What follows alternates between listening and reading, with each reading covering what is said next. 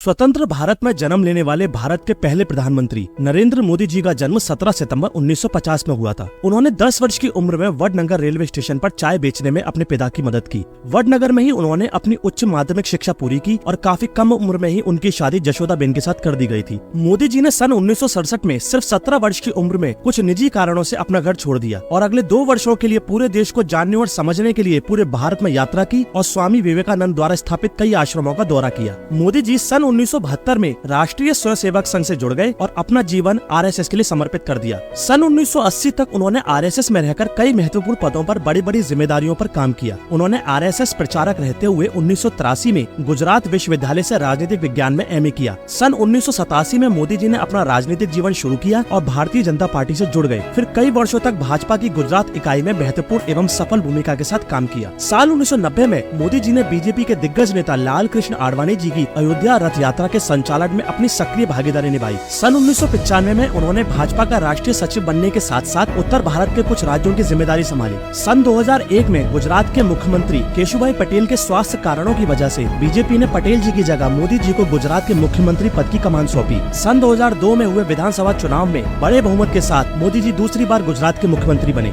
और फिर वर्ष 2014 के लोकसभा चुनाव में प्रचंड बहुमत के साथ नरेंद्र मोदी जी को भारत के प्रधानमंत्री के रूप में चुना गया।